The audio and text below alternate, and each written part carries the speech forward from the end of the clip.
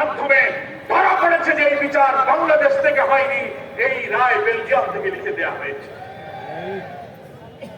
ট্রাইব্যুনালের সামনে থেকে মাওলানা সাঈদীর সাক্ষী সুখরঞ্জন বাণী সাক্ষী দিতে এসেছে একজন হিন্দু ভদ্রলোক।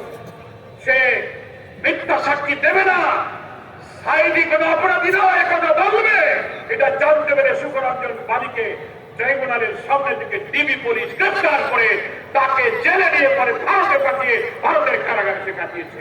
খবর কি আপনারা জানেন? বিচারপতি সিনহা চিফ জাস্টিস, তাকে যখন শেখ হাসিনার শর্ত পূরণ হলো না, লাঠি মেরে চিফ জাস্টিসের চেয়ার থেকে তার ডিজিএফআই অফিসাররা যখন বের করে দিল, বিদেশে গিয়ে তিনি যে বই লিখেছেন, সাবেক প্রধান বিচারপতি সিনহাও বলেছে এই বিচার সরকার নির্দেশ দিয়ে আমাদেরকে জামাতের নেতাদের ফাঁসি দিতে বাধ্য করেছে। দুনিয়ার আন্তর্জাতিক বিচারে আজহার ভাই সহ যত বিচার হয়েছে, কোন বিচার স্বচ্ছ হয়নি, আন্তর্জাতিক মানের হয়নি।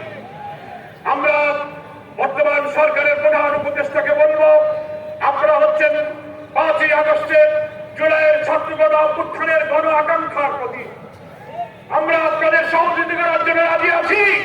কিন্তু আপনি তো দেখলেন, আপনি দায়িত্বে আসার পর মৃত্যুদণ্ড প্রাপ্তরা অনেকে মুক্তি পেল, যাবজ্জীবনওয়ালারা মুক্তি পেল, আজহার সাহেবের জন্য মুক্তি হয় না কেন?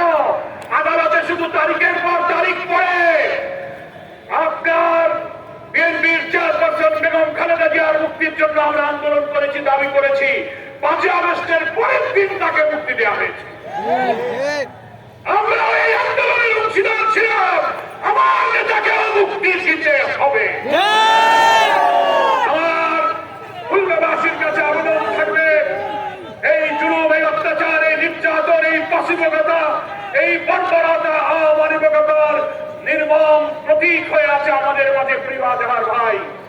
আজকের এই খুলনার গণজমায়েত থেকে আমরা দাবি করতে চাই, অবিলম্বে নিঃশর্ত মুক্তি দিতে হবে। না হলে আমরা ন্যায্য অধিকারের জন্য লড়াই করব, রক্ত দেব। ছাত্র সমাজ যেমন বলেছে উই ওয়ান্ট জাস্টিস, 2000 ছাত্র জীবন দিয়েছে, আমরাও সত্যের জন্য জীবন দিতে প্রস্তুত আছি।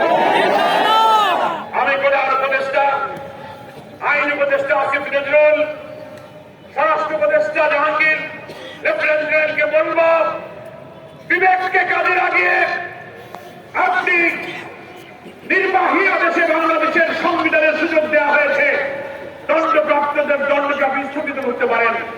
বাংলাদেশের সংবিধানে রাষ্ট্রপতিকে এখতিয়ার দেওয়া হয়েছে, রাষ্ট্রপতির এখতিয়ার হলো যে কোনো আদালতের